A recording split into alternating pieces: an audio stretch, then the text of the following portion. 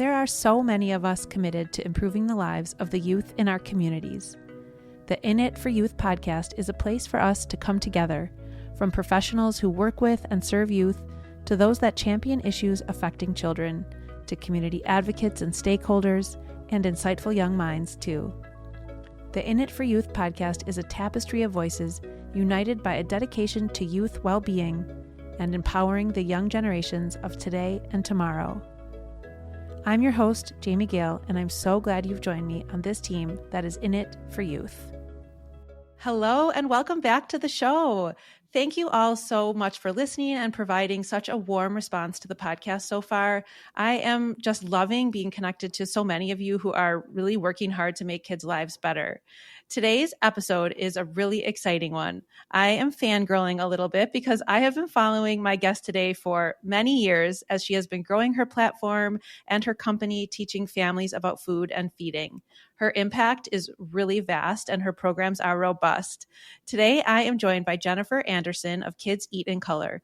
Jennifer is a mom of two, a registered dietitian, and has a Master's of Science in Public Health from Johns Hopkins School of Public Health.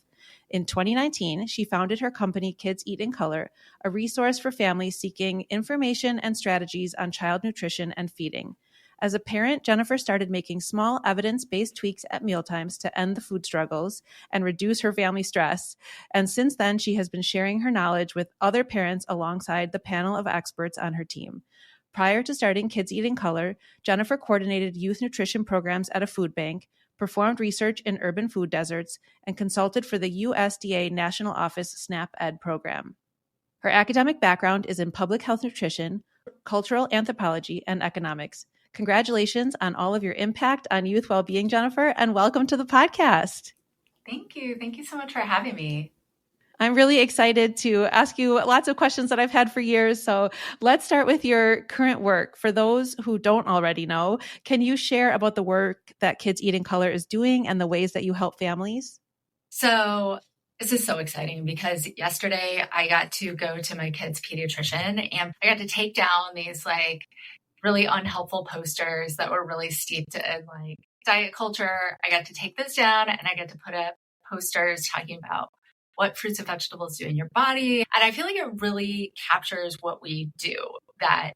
And when I say excited, oh my gosh, I was texting everybody I knew. It's like a 5-year dream of mine to be able to do that. And here it was happening in real life. And it really captures what we do. We are here to help your child eat a wider variety of foods. And for many families, that includes fruits and veggies. I mean, the nurse I talked to yesterday was like, you will not believe how many children eat 0 fruits and vegetables. So that's why we often talk about fruits and veggies, but it's really all foods.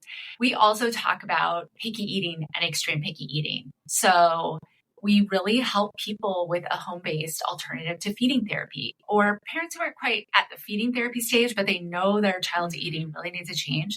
We help them with our evidence-based, better-based program. And then we're also all about feeding your family because I don't know about you, but it can really be tricky feeding a family. There's so much to it. There's meal plans and recipes, and also just helping parents with their child's relationship with food, because the diet culture that we're in is so powerful and it's everywhere and it's hitting our kids, when they're 3, 4, and we don't know what to do. We don't want diet culture and a diet life for our kids, but we also don't know what to say. So we're here to help with those conversations and the mindset so that you're caring both for your child's health, their physical health, but also their mental health and their relationship with their body.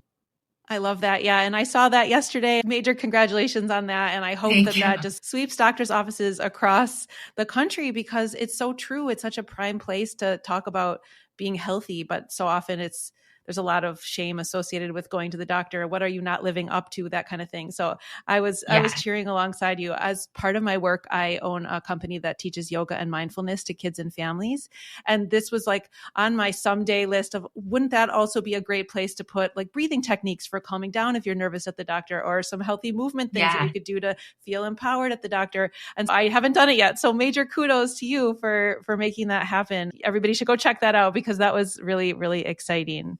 So as we touched on in the intro, you have an educational background in public health and nutrition. And so I'd love to hear what your path looked like from that launching point to what you're doing today. You're an academic, you're also an influencer, you have millions of followers across social media platforms, and you've developed programs that have reached across the country and I'm assuming across the world. And so how did this all come to be?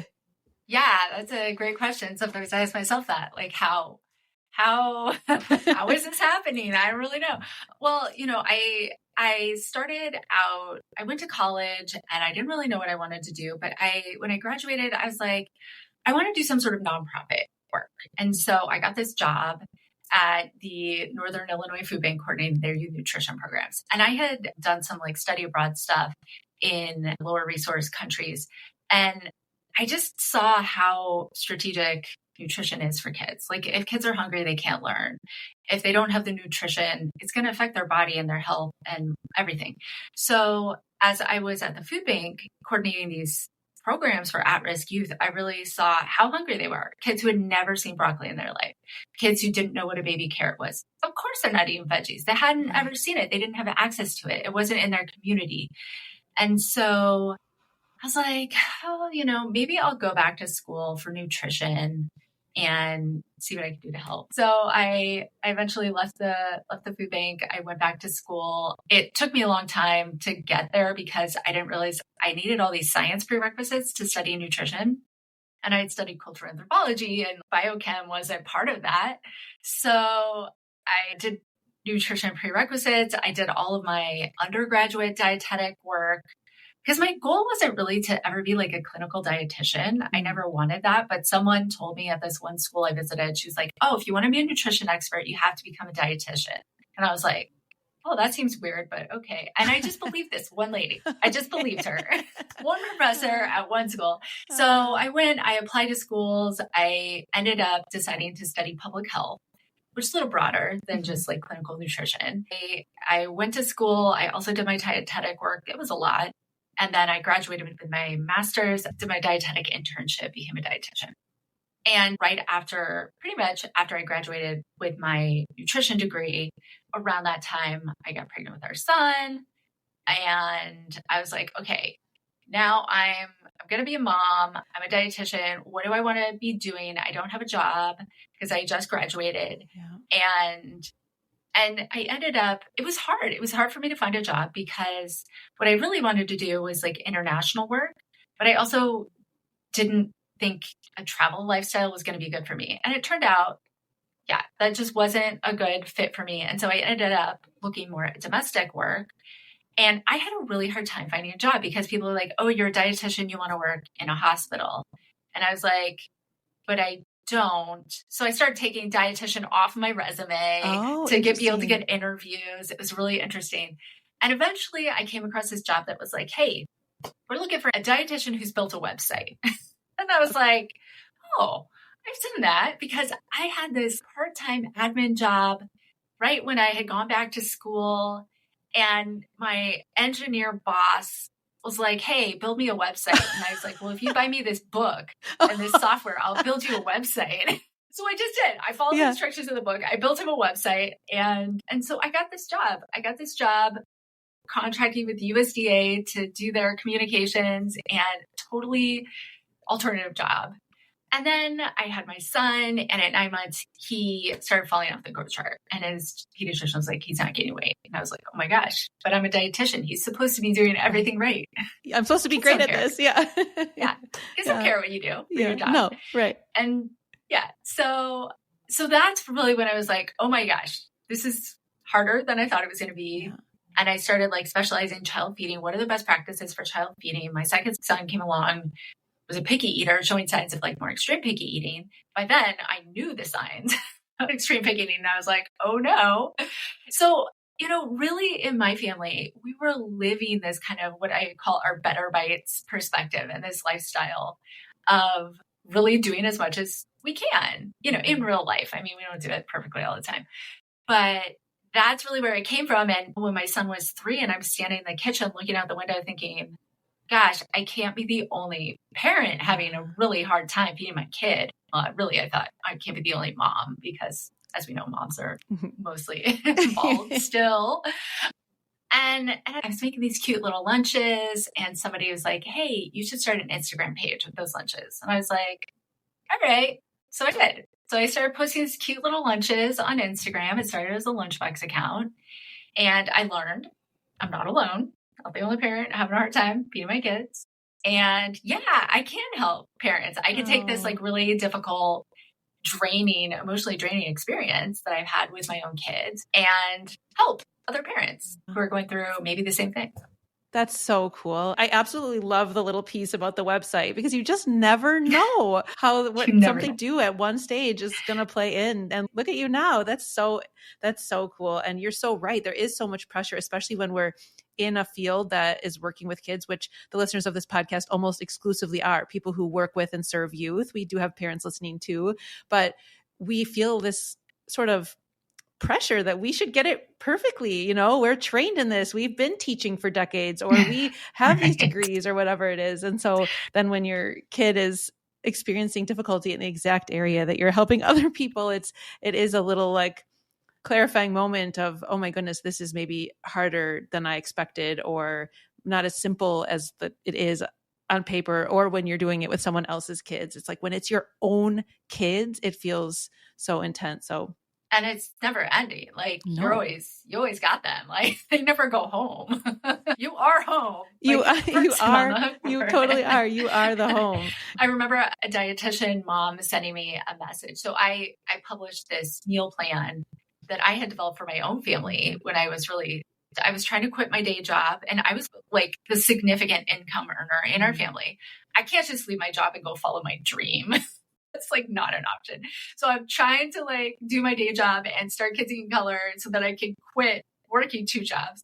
Yeah. And I made this meal plan for myself to help out. And then other people were like, oh, I think that would help me too. And this one mom bought it and she's like, I'm a dietitian and I've been feeling so guilty because I can't feed my family. It's so hard and I can't put it all together and I can't organize it or anything. And she's like, this is exactly what I needed. Like, I do want to feed my kids like this and I do want to do it, but I couldn't put it all together. Yeah. You know, it's so hard when you have this area of expertise. And then you're like, wait a second. Mm-hmm. Like you said, this is way harder, way more complicated. There's so many more dynamics. And then there's a lot of guilt with that, you know, like, oh my gosh, how can my child be falling off the growth chart?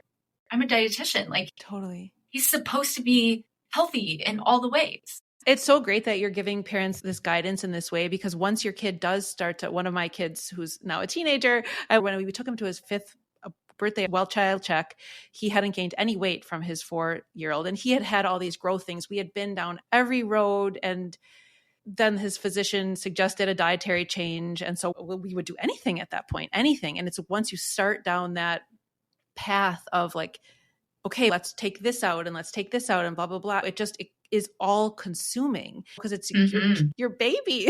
Even at 15, he's my baby, you know? And so It's so great that you're taking your background, your education, your lived experience, and you're putting it into systems that families can try. And that just provides such a really amazing like place to go. And you do it in such a beautiful way. I checked last night to see when I started following you on your Instagram account, and it was 2019. So it was right around the time that you started your program. And my kids are all teenagers now, like I mentioned, and they were big kids in 2019. And so I was kind of like out of the mode of feeding small kids, but I was still so incredibly drawn to the messages that you were putting out and your work, because you provide such positive messages about food, about eating, about bodies in a really practical way. Like it's so tangible, it's so specific, and it's so helpful. It's not this sort of aspirational, like say nice things and don't ever do this. It's all so very real. And, you know, I'm a child of the 80s. And so I think that in some ways you're healing my own brain on like how food was, you know, it was such different messaging. And so I'm hoping that we could just talk through a few of the themes of your work and that you could share with listeners a little bit about your perspective on those. Yeah. So one of the things that I see that you post a lot about is that it's not parents' job to make sure their kids eat this or that. It's just the parent's job to offer it to them. And so I was hoping you could shed a little light on that for our listeners. Yeah. So that's super tricky, right? Because as parents, we want our kids to be healthy and have the nutrients they need, all that stuff. But when we're pushing kids to eat food, we're really so often working against ourselves. Because what happens if I'm at dinner and I'm at dinner with my 8-year-old, I'm like, hey, guess what? You got to eat your taco. What's he going to say? Well, he's not going to be like, oh, thank you, dear mother, for giving me that advice. I would love to eat a taco. No, he's going to be like, no way. I'm not going to eat the taco. I'm going to lay on the floor. I'm going to spill my water by accident. I'm going to and he's 8, right? It's even worse with a 2-year-old sometimes. But pushing kids doesn't often get us the result that we're hoping for. So if I want my child to eat broccoli, like, hey, guess what? You got to eat your broccoli. I still remember sitting at the table when I was a child, looking at that glass of milk, because my parents were like, you cannot drink anything else till you drink that milk. Well, I just went thirsty. Like, that was it. And to this day, you're not going to get me to drink milk. No way. Yeah. And, looking back, milk does not make me feel good. I do not feel good if I drink milk.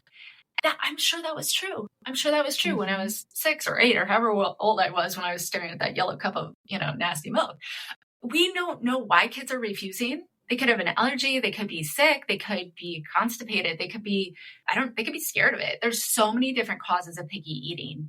And when we're constantly trying to override their sense of hunger and fullness, we're not giving them the confidence they need to then in the future be able to actually listen to their hunger or fullness. That same sense of like, oh, that broccoli didn't make me feel good, or that milk didn't make me feel good. Parents justify that. And it's not like I've never done this, right? But we justify it and we're like, oh, well, it's good for you. Fine. But when your child eats too many pieces of candy later, you're also going to wish they had listened to their body at that time. Yeah. But you're like, oh, no, that's not okay. So really, we've got to kind of be a little more consistent in terms of like encouraging kids to really say, how am I feeling? Yeah. I remember there was this one day I'm looking at my son and I was like, okay, guys, we're going to have smoothies for 30 days in a row.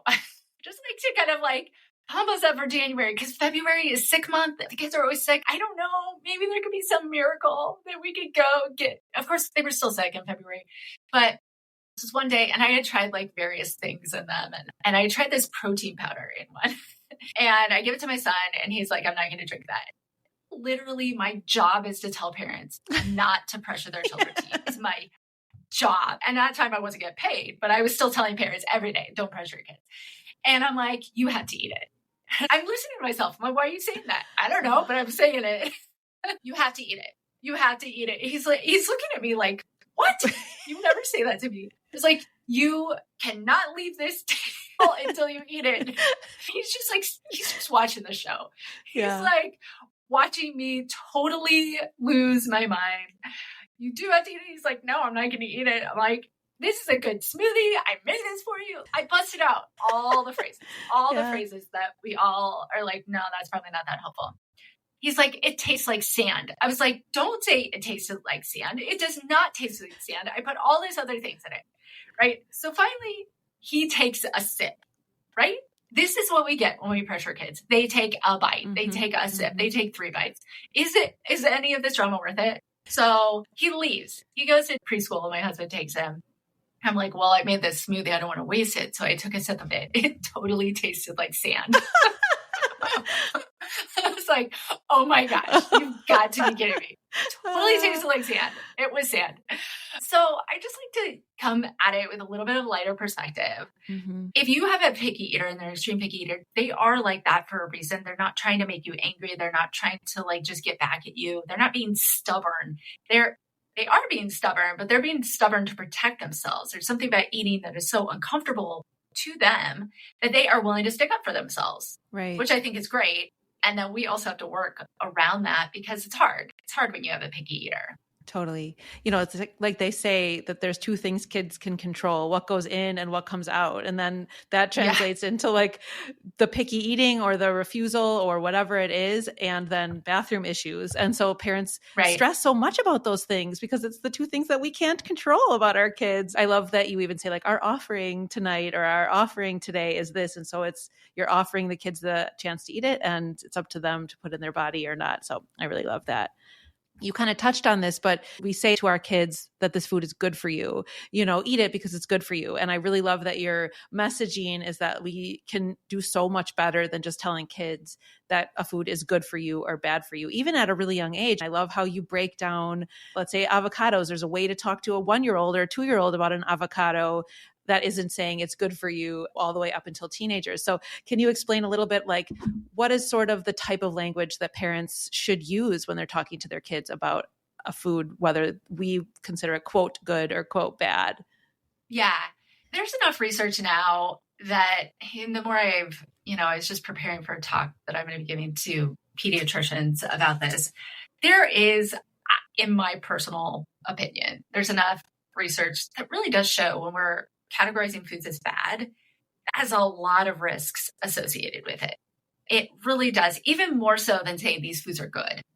But that idea that there's these bad foods, it can really play right into diet culture and then contribute to disordered eating, which in some cases becomes an eating disorder. And the rates of disordered eating and eating disorders are astonishingly high. I was just reviewing the statistics yesterday. We're talking like almost 1 in 5 women before the age of 40 are going to have a clinical eating disorder. Oh, yeah. That is so many. Almost 1 in 7 men. Or you look at disordered eating. And then again, we are talking in the, 23% of, on average, and a little less than that for men and a little more of that for women, have disordered eating. So we're approaching, like 2 in 5 women are going to have eating issues. And so when we're thinking about that, I would love to like never have to mention anything about food. Let's just eat. Let's not worry about all this drama. Who cares what it does or why? Let's just serve a balanced diet. We'll eat our food and we'll be enjoying it. But guess what? That's not the real world. That's not the real world. Your kid is going to go to school. They're going to hear all sorts of things. Your child is going to watch TV, any media. They're going to be bombarded with food advertising to children. Walk down the grocery store aisle. They're going to be bombarded with food advertising to children. So we are raising our children in a setting where they're bombarded with food advertising, which is designed to override their interest and their hunger and fullness cues. So it's working against everything we would want for our kids to be able to listen to their own body and trust their own body. And then we're working with diet culture, which is like, hey, there's good foods and bad foods, and it's all around what you weigh, and weight is everything and your shape is everything, right?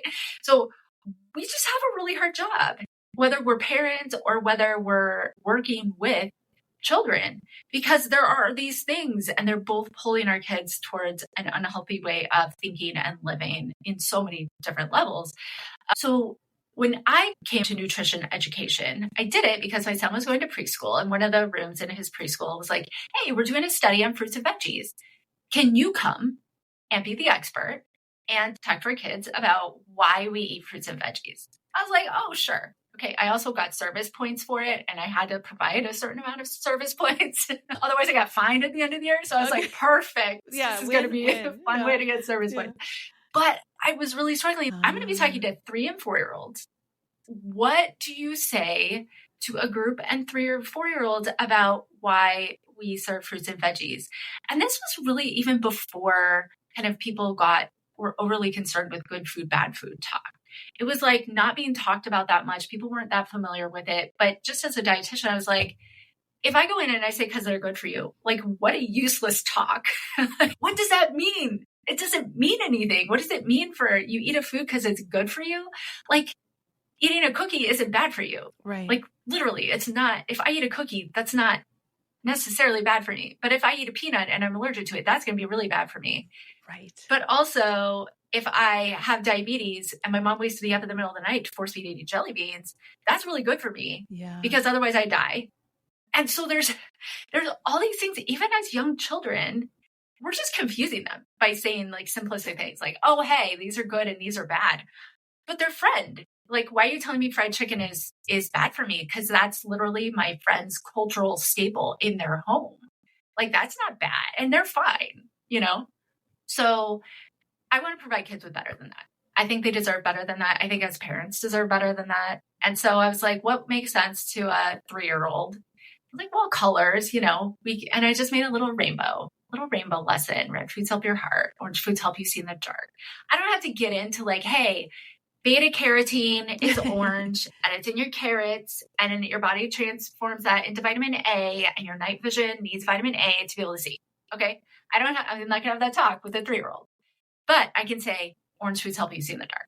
I'm making these simplistic lessons that a 3-year-old can grasp and be like, oh my gosh. And you know what? The kids are so excited. They're like, oh, no way. This food does something in me, right? Suddenly it's relevant to them. And I think that's where kind of the joy of nutrition education can come from. Yeah. I think we have to be careful that we're not using it to shove carrots down our kids' throats. Like, oh my gosh, you're not going to be able to see in the dark if you don't eat carrots. Well, that's actually not true either. So as with everything, you can use it to cause harm. You can use it for good. So yeah, we're not going to use it to like hyper pressure kids. Again, pressuring is often not very helpful, but we can also use it to encourage wonder and interest and a positive conversation when you're incorporating it into your life around food and why we eat it.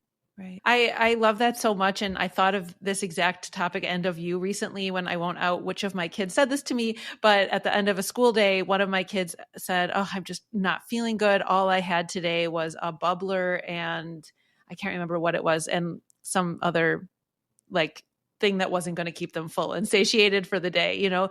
And I caught myself because I wanted to be like, well, what did you expect? You know, and like that kind of thing. And so I just said, it would have probably helped you to have something that would keep you full and give you energy for the whole day instead of just wake you up in the morning or something like that. And I'm sure I didn't do it perfectly, but it helped me reframe from being like, why would you drink that in the morning and eat that in the morning to like, oh, this food has a purpose. It's fuel. It's there. It is useful to you. And so we can make those choices. And like, right. Instead of, that was a bad choice. It was just you like thinking of the way that you frame things helped me sort of catch myself and then also communicate that to them differently. So I really appreciate that whole philosophy. I mean, I'm certainly guilty of being like, well, what were you expecting if you just ate chocolate for breakfast? Like, I mean, in our house, we do have the rule that you're not allowed to eat candy first thing in the morning because I can't handle the moods that come from that.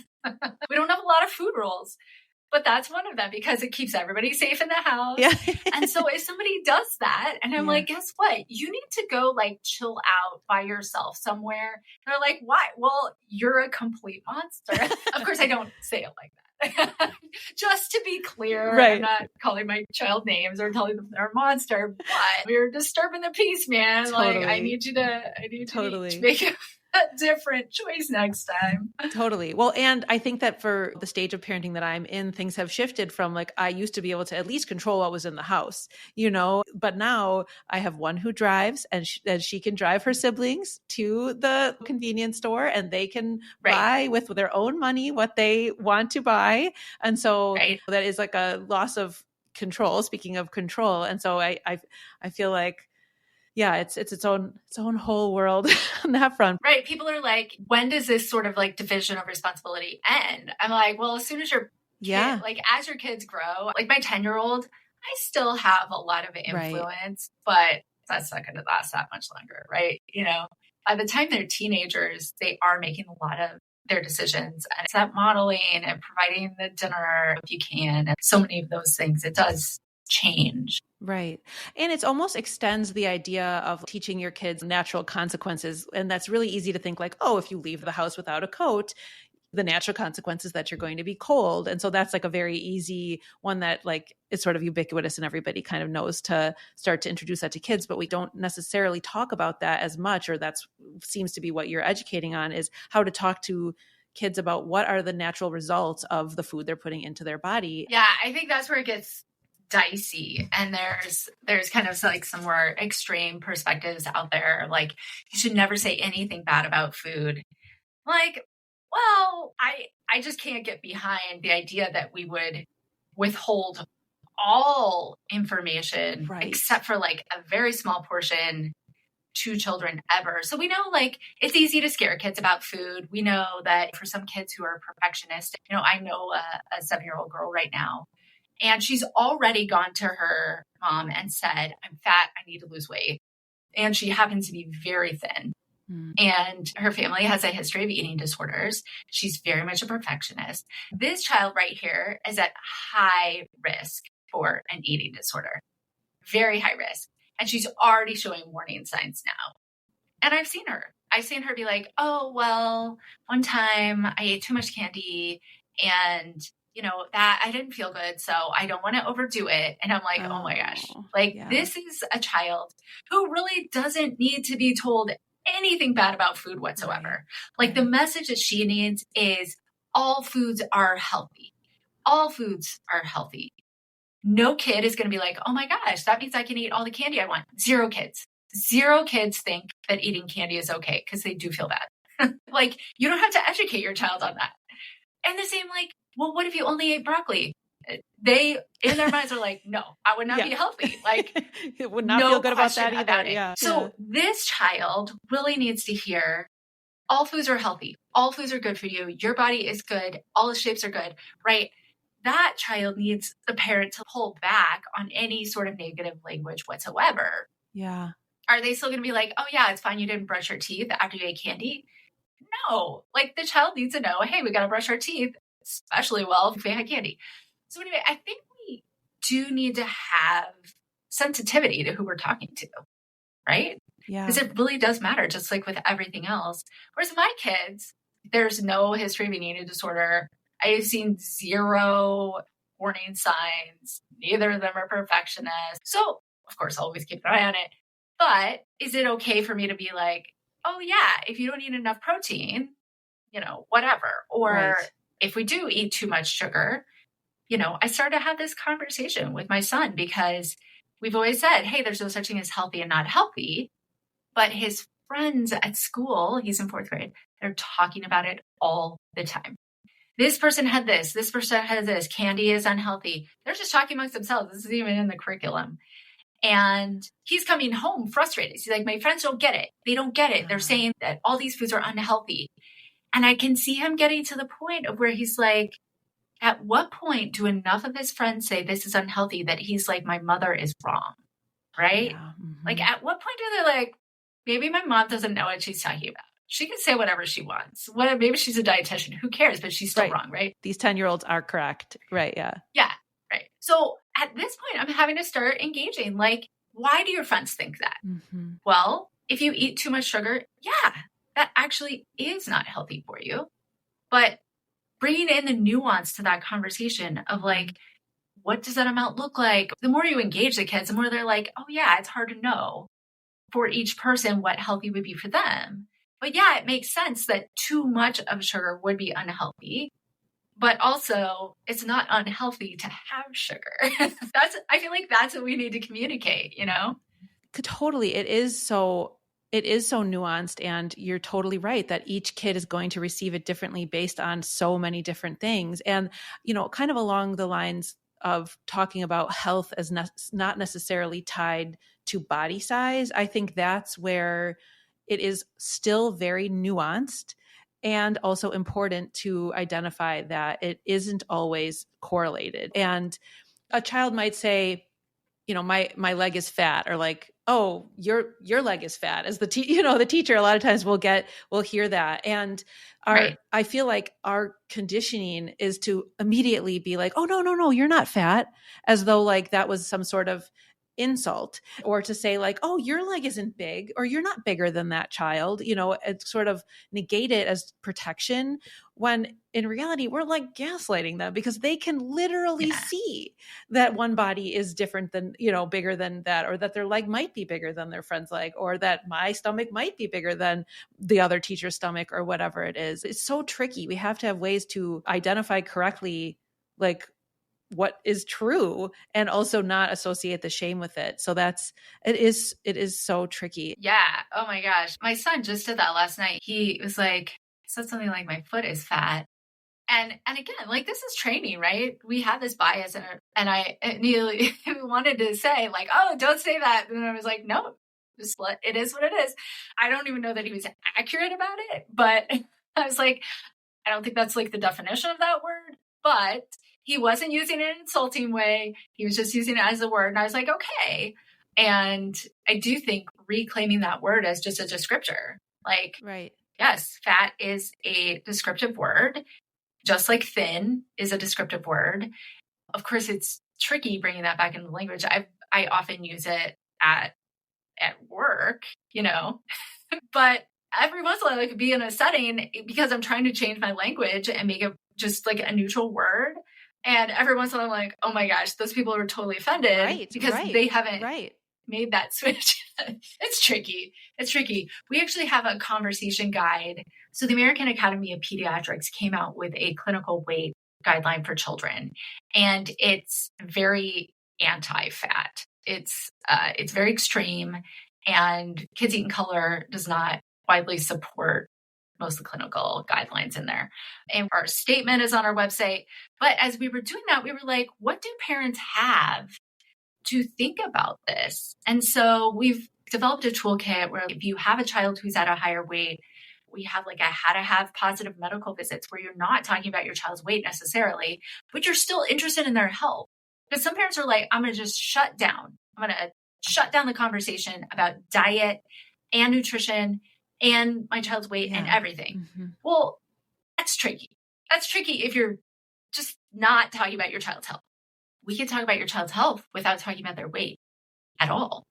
Just like you're going to take my kid's blood pressure, you're going to weigh them and see where's their trend going. Is it going up? Is it going down? If there's a big change up or down or in any way, that is a reason for pause. As somebody in the para-health field, I will always say, okay, what is changing? Let's ask some questions. What's going on? Because people don't usually have major changes in trajectories. That's why my son was like, flagged for an issue. So, how do you still have those conversations with doctors? We have a free PDF that you could just download that's basically like, here's how to talk to your doctor. Here's how to talk about blood tests and ask about family history and all these things so that you don't have to talk about your child's weight, but you're not shutting down a conversation about your child's health, regardless of what their weight is. And then we also have a conversation guide that goes with that, that's in that toolkit as well. What do you say to your child when they're like, I'm fat, and they mean it in a negative way? Or what do you say when your child says, I want to go on a diet? These are like really tricky conversations. So yeah, you have an article and a guide that help parents start to have those tricky conversations. Awesome. We will link that in the show notes for sure, because I know that will help a lot of people, no matter what stage of parenting you're at. And even ourselves, like I said, like you are helping to, it's like you have to sort of retrain this generation of parents because we weren't talked to that way about this. So it is helping parents as well. So I will definitely link that in the show notes. Yeah. And the other thing is that I feel like is potentially helpful to say is often my kids will like go over to a friend's house and they're like, hey, we're going to go watch this movie. My least concern at this point is whether it's got some bad words in it, because so many of the movies, the older movies that they're watching, even from the 80s, they have incredible amounts of fat shaming, stereotyping based on people's weight, all sorts of things like this. And so I'm always looking up ahead of time, like Common Sense Media or whatever, like what's in this movie? And often it will point out like, oh, there's weight stigma, there's like this shaming or that shaming. And then I know I have to go have a conversation with my kids and be like, did you notice how the character was fat? How are they treating that person? Did you notice they made them look dumb? Can you believe they did that? They're going to see these movies, right? So it's not like I can protect them from the movies at this point. But I can engage them on the conversation. Oh, why did they always show him eating? That's weird. Why did they make him say this or that? Like, how are they portraying somebody just because they're in a bigger body? Is that fair? Is that kind? I just think these conversations there's so many conversations. Yeah, totally. Okay, this might be a silly question, but is it okay to say, and if so, when, to say, my kid is a choosy eater, picky eater, whatever, but like, so am I. And so I think it's fine. Like, when is that okay to sort of let it be, or should we always be pushing against that? Yeah. So I think that you don't have to care about anything you don't want to care about as a parent, period. Okay. Like, there's too many things. So there's going to be some things where you're like, not going to care about that. I don't care about the state of my house. I had to stop caring about something, and that was one of the things I stopped caring about, like, as soon as I had a kid. Some people are going to be like, oh my gosh, your house is really messy. Yeah. And like, messy. Yeah, it's true. I had to stop caring about that. Is that the best? Would it be healthier to be a little more into cleaning and stuff? Probably, but I can't. I can't care about all the things. Do you have to care about your child's picky eating? No, in most cases. Now, if your child has like severe nutrient deficiencies, or they're falling off the growth chart and they have a medical condition, there can come these points where you do have to engage in this. If your child is only eating 5 foods, unless you can find a way to make sure they're getting what you need, probably in their best interest as well as your best interest to try to address that. So I always like to throw that out there. But we have parents in our Better Bites program who are like, I want to get my kid to a place where they can engage with their friends and they can engage with our family. We don't have to like bring a suitcase of food with us if we try to travel, or we can travel. That's where I want my child to eat. They're still going to be picky. I'm a picky eater. The parents say that all the time. They're like, I have autism as a parent. So does my child. I'm not expecting them to eat a lot of foods, but I do want them to be able to go to camp, or I do want them to be able to do whatever it is. And there's some parents who are like, yeah, my kid's a big eater. They stopped eating veggies. They still eat fruit. They eat everything else. I don't care. I'm fine with that. Like, okay, congratulations. You don't have to care. I will sign off on that if you need permission. Like, you really don't have to care. That's really up to you. That's really great. Yeah. I have 2 sisters, and their kids are younger, and they are some of the people that I'm like always sending your posts to. But one of my sisters said something. She was dealing with like a sleep training thing with one of her kids, and she was really not wanting to do something she was really trying to navigate that. And she herself was totally happy with being up in the night or whatever. She was totally fine with it, but she was feeling all this pressure from outside in the world to fix the problem, quote unquote. And then she came across something that said, if it is not a problem for you, it is not a problem. And so I feel like, obviously, without taking into account like the extremes, like you mentioned, when it starts to affect true health, I think that is what I'm hearing you say, is that if your kid's eating and is not a problem for you, it's not a problem. Right. And I always like to say, it's not that it doesn't matter what your child eats, because it does matter. But at the same time, it may not matter to the degree that you think it does, or it just may not be something that you care about. In which case, again, move on with your life. Okay. And there may be a time where you're like, you know what? I think diet is affecting my child. And I think we made some diet tweaks that could change. Or, there was a phase where I didn't care about vegetables, and that wasn't for me at that time. But I've changed my mind now, and I want to work on this a little bit more. You're always free to change your mind. You're always free to go from not caring to caring. Like, you have so many options as a parent. And I think like social media is going to be like, oh, you got to do it right. You got to do it this way. You got to do it that way. If you don't do it this way, your child is going to be scarred for life. The number of parents who now ask me, how bad is it that have I ruined my child? Those 2 phrases I dislike those 2 phrases. No, you haven't ruined your child. And I don't like to ask how bad is it. I like to ask, how good is it that I am not caring about this right now? Well, that's great. Right. Because it's making you a better parent. So I do feel like there's so much pressure. If you don't do that, you're ruining your child. I'm sorry. You might do something that has a consequence later that makes more work for you. But that's just part of being a parent. That's always going to happen. Like, if you think you're going to raise a perfect kid because you're watching tons of advice and you're taking everyone's advice, you're mistaken. And I hate to burst your bubble, but it's just not going to happen. You're going to end up with a human and they're not going to be perfect. And you will have realized, oh, had I done something differently, I may have gotten a different result. Can't go back. But it is what it is. You can't care about everything. No, totally. Oh, I love that so much. Okay. If we zoom out a bit, what are you most proud to have accomplished so far in your work? Oh my gosh. Well, I'm proud of a lot of things that I've been able to be a part of. I do think I've been able to have an impact on the larger narrative of how we talk to kids about food. And I think that's contributed to a lot of kids having a better relationship with fruits and veggies, with food in general, with parents' mindsets. I've kind of seen like the work that I've put out there, and then other people have taken on that work as well. So yeah, I am really proud of that. And I'm really proud about the fact, maybe even more so than that, that parents will say, I don't feel as guilty anymore. Or like, I feel proud of myself.